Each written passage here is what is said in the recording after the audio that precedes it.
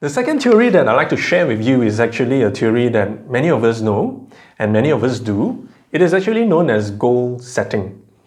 So it is no stranger to us because it is part and parcel of our daily lives, whether directly or indirectly. Directly by your boss asking you to set a goal, or whether you really put yourself into setting goals for your life at the beginning of the year to achieve by the end of the year, or sometimes indirectly, because you're in an organization and the organization has certain goals that together you need to achieve, and so on and so forth. So we set goals at work, usually during performance reviews or in the beginning of a fiscal year. Yeah, and we have goals that direct our lives. At the end of our lives, what do you want to be? Or maybe in this quarter, in this year, what do you want to achieve? Or maybe in the next year, what you want to achieve? All these are goals that direct your lives, our lives. So regardless, goals are crucial to one's well-being and daily survival. Do you agree with me? Yes. Now, research shows that goals are important for at least 3 reasons. The first is that goals give us a sense of purpose and a reason for being. In fact, the progress towards the goal and not necessarily attaining the goal creates well-being. That means, based on research, it doesn't necessarily mean that you achieving the goal will be more engaged, but actually you are happier when you are in the process. So the journey is more important than the destination based on research.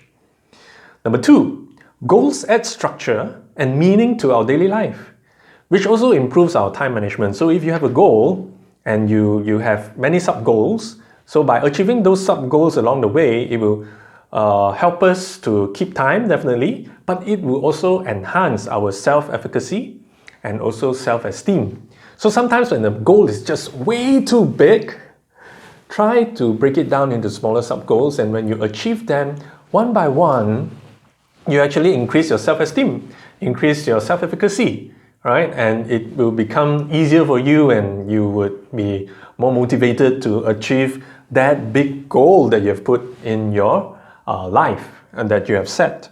Number 3, people who are in the process of achieving their personally meaningful goals tend to be happier than those who do not have them. So we may have goals, but if the goals are not meaningful to us, we may not be happy also. So maybe the goal is forced upon by us, or the goal is something that have us or is mandatory for us to achieve, but is not really meaningful to us, then of course it is not a very happy journey, right? So having goals is important. Don't you agree? Yeah. And one of the ways to ensure that our goals are set well, I'm sure you know. Have you heard of the SMART model? Yes, that's where I learned how to set my goals as well. So our goals have to be S for, yes, specific, M, measurable, A, attainable, R, realistic, and T, time-bound. But I'm not going to talk about SMART here, because in positive psychology, apart from SMART, there are other theories that enhances the goal setting from the SMART model. Now here I'm going to share with you something that was shared by one of the leading researchers of happiness, Sonia Lyubomirsky, who actually shared this list of meaningful goals. Meaning to say, she argues that goals need to have this criteria. Number 1 is it needs to be intrinsic. So we need to be driven by the task itself rather than something other than pure motivation. So we may pursue our goals because it is our work, or we may pursue our goals because it is money. No, it is not going to be a meaningful goal.